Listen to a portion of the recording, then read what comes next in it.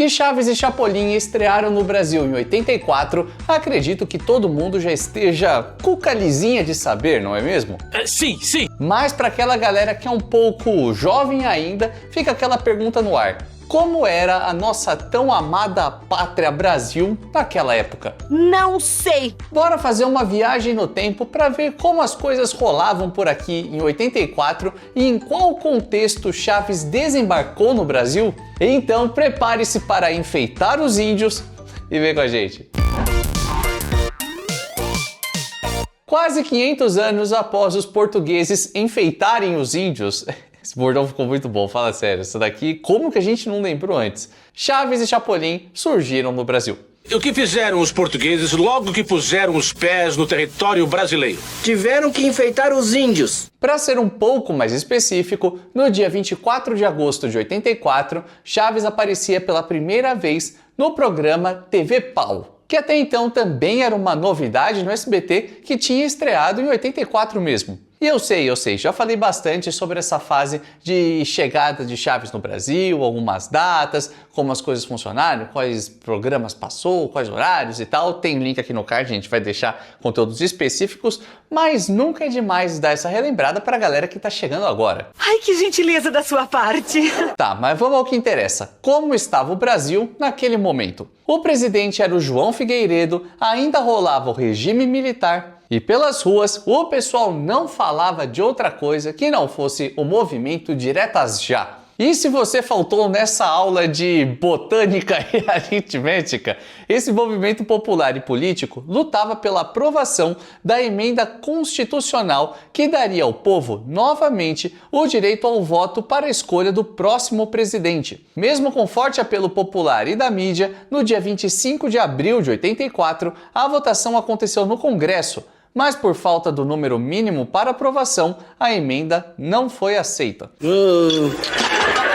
E como estava a nossa economia? Uma droga! Mais confusa do que uma chinforímpola, afinal de contas, nosso dinheirinho não valia nem uma pataca. Entre os chifres da vaca! Só para você ter uma ideia, a desvalorização da moeda e a inflação de 84 foram uma das maiores da década de 80. O salário mínimo foi unificado em todo o Brasil a partir de maio de 84. E tudo começou com 97 mil cruzeiros e terminou com 166 mil cruzeiros. E Renan, isso é um número bom, né? Pô, quase dobrou?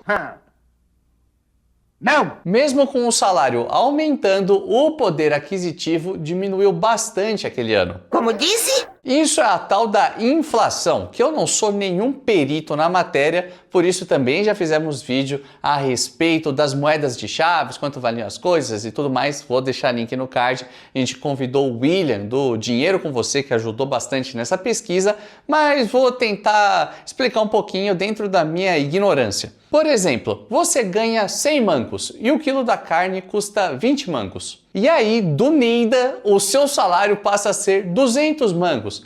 Você fala, pô, estourei, né? Tô bem pra caramba. Só que não, o quilo da carne passa a ser 50 mangos. Resumindo, o seu salário aumenta, mas o preço das coisas aumenta mais ainda. Por isso, você tem uma diminuição do poder aquisitivo, sacou?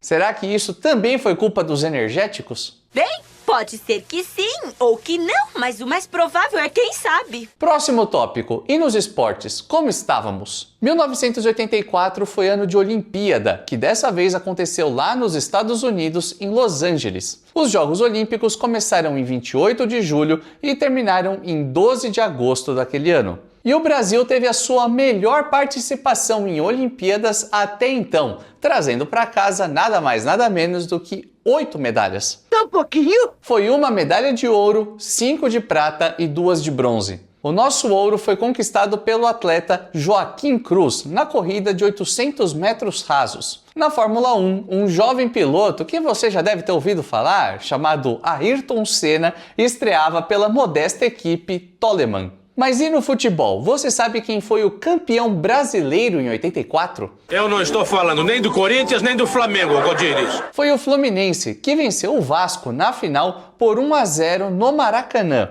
com gol marcado pelo Romerito, jogador que marcou época pelo tricolor das Laranjeiras. E por falar em futebol, sabe quem também fez muito sucesso jogando lá na década de 80? Esses 4 caras aqui, Barbiroto, Ataliba, Rodolfo Rodrigues e Luiz Pereira. E fala sério, você nem precisa ser um grande entendedor de futebol para amar essa estampa que você encontra na nossa loja. Pois é, faz parte da nossa coleção, tem camisetas, tem canecas, tem moletons.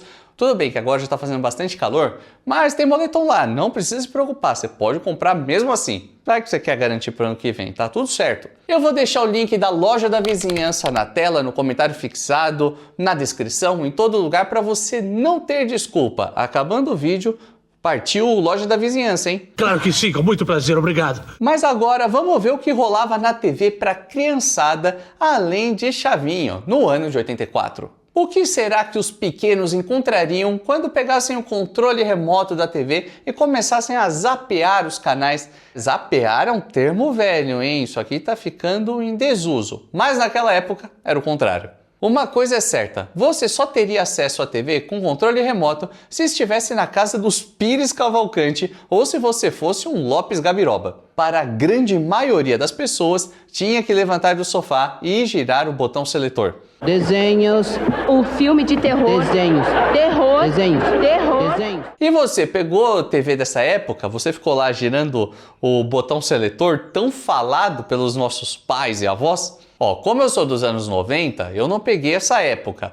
Porém, eu tinha uma TV em casa velhíssima, que ela tinha uns botões em cima. Então ela tinha alguns canais, assim, não tinha como você ficar girando nada. Você falava, quero ver o 4, o 5, o 7, tinha os botões em cima. Só que eu peguei mais a TV de 14 polegadas, vou falar assim, de tubo, claro. Clássica. Mas enfim, a galera em 84 encontrava pérolas na TV, como por exemplo o programa do Bozo, que era transmitido no SBT. Sem dúvida! Já estamos de volta com muita alegria pela TV SBT, que faz TV pensando em... Na Band, a Turma do Lambi Lambi, do cartunista Daniel Azulay, e a TV Tutti Frutti, do também cartunista Eli Barbosa, reinavam absoluto. Aqui na TV Tutti Frutti, a tristeza há muito se foi. Mais uma girada no botão seletor da TV e, é lógico, encontraríamos a Xuxa. Não me diga! Mais ainda na extinta Manchete com o Clube da Criança. Senta lá pra mim, me ajuda? Aham, Cláudia, senta lá. Porque quem comandava a programação infantil naquela época lá na Globo era o Balão Mágico, que tinha desenhos que você provavelmente ama, ou pelo menos já ouviu falar, como Caverna do Dragão e He-Man. É, uma coisa a gente não pode negar, criançada estava bem servida de programação, hein? Sim, eu imagino. Mas os adúlteros também não ficavam para trás, pois estavam bem servidos, principalmente em novelas, como Partido Alto, Corpo a Corpo, Amor com Amor se Paga, Livre pra Voar e Chispita. E não só os programas de televisão estavam a todo vapor. Se você tivesse um rádio transistorizado e ligasse para procurar algumas boas músicas, com certeza você encontraria. O rock brasileiro estava em ascensão e logo no comecinho do ano seguinte, em janeiro de 85, aconteceria a primeira edição do Rock in Rio. Então, se tinha uma coisa que estava bombando, era a música. Naquele ano, grupos como Titãs, Paralamas do Sucesso e Legião Urbana começavam a se consolidar como as grandes bandas da década. Mas talvez, não tenho certeza, o Kid Abelha tenha sido o grupo de rock que mais emplacou hits naquela época.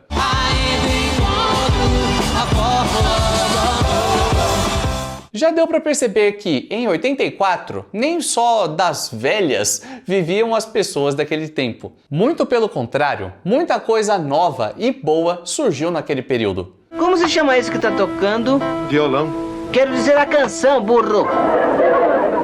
E por falar em coisa boa, bora de palavra-chave, porque eu quero saber, você que está assistindo, você mesmo, Você chegou a assistir Chaves ainda nos anos 80? Você estava ali na estreia do programa? Chaves ou Chapolin, tá? Eu tô falando bastante Chaves, mas vale para os dois. Você se lembra das chamadas antigonas? Você se lembra de novos episódios chegando? Uma mudança na dublagem aqui e ali? Como que funcionava? Como era a experiência? Ou então, se você não estava lá, assim como eu, você gostaria de ter visto isso? Tem curiosidade de saber como eram as coisas e como elas funcionavam naquele tempo? Ah, são do tempo do seu pai. Comenta aí que eu quero saber e... Renan, muito legal, bacana tudo isso, mas e se eu tivesse cansado, tivesse estressado, trabalhei bastante, estudei muito e quisesse jogar um videogame? Eu conseguia? E a resposta é sim, mas só se você fosse um mocorongo almofadinha. Em 84, enquanto lá fora a Nintendo já dominava o mercado, aqui quem reinava era o Dactar e o Atari 2600, que para os padrões mundiais já estavam defasados. Mas não se deixe enganar, pois eles custavam os olhos da cara. Você ficou com a olha?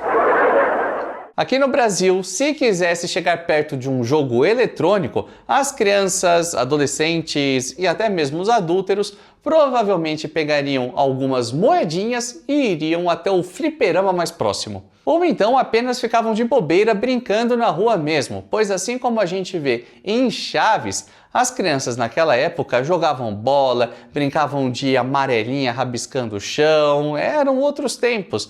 E olha, eu não vivi tão bem nessa fase, mas todo mundo que viveu é meio saudosista. Todo mundo fala, putz, que saudade do meu carrinho de rolimã, de subir em árvore, de jogar peão. Eu joguei bastante peão, pelo menos. As crianças oitentistas jogavam bola, brincavam de pega-pega, esconde-esconde, de queimada, de boneca, amarelinha, enfim, tudo que de certo modo é apresentado em Chaves mesmo. Aliás, até veio um negócio na minha cabeça agora. Será que esse também foi um dos motivos para as crianças da década de 80 se identificarem tanto com o seriado? Pois afinal de contas, aquelas crianças, né? Chaves, Kika, Chiquinha, eles agiam de uma forma bem parecida com a meninada brasileira daquele mesmo período. Que bom raciocínio, hein? E agora acho que você entendeu por que esse vídeo aqui é tão importante, já pegou a nossa ideia e deve ter sacado como a gente está vendo diversos pontos que contribuíram para o sucesso de Chaves e Chapolin no Brasil. Aliás, se você gostou desse vídeo, não esquece de deixar o like, se inscrever no canal e tudo mais, porque dá até para virar uma série, hein? Mas é claro que o vídeo ainda não acabou não. E se você quisesse ir ao cinema? O que estava rolando em 84, Renan? Eu assistiria o filme do Terremoto? Ou então o filme do Pelé? Não. O que bombava nas salas de cinema em 84 eram as continuações de filmes que hoje são verdadeiros clássicos, como Indiana Jones e o Templo da Perdição e Star Wars: O Retorno de Jedi. Mas também foi o ano de estreia de grandes franquias como Os Gremlins, Os Caça-Fantasmas, Karate Kid e Exterminador do Futuro. Para quem curtia cinema nacional, estava rolando o sucesso Bete Balanço, com a Débora Bloch como protagonista e que tinha a trilha sonora do Barão Vermelho. Já para os adultos e criançada, é claro que não poderia faltar os filmes dos Trapalhões, que nesse ano, após um desentendimento entre os humoristas e ficarem quase um ano separados, lançaram no cinema os filmes Os Trapalhões e o Mágico de Oroz e A Filha dos Trapalhões. Caramba, aconteceu bastante coisa em 84, não é mesmo? Pois sim. E olha que tudo isso só aqui no Brasil, a análise foi só do nosso país mesmo. Mas o mais importante, acredito eu, tanto para mim quanto para você, foi a estreia de Polegar Vermelho e as Aventuras de Chaves. Quem? Pois é, era assim que Chapolin e Chaves eram conhecidos nas suas primeiras exibições lá no SBT. Não sabia dessa? Então é sinal de que você não assistiu esse vídeo que está aqui do lado, pois nós já explicamos tudinho a respeito das estreias de Chaves e Chapolin no Brasil. Tem um monte de datas, um monte de informações legais, curiosidades, as primeiras exibições, enfim, é só clicar aqui do lado porque a gente se vê no próximo vídeo nessa mesma hora e nesse mesmo canal.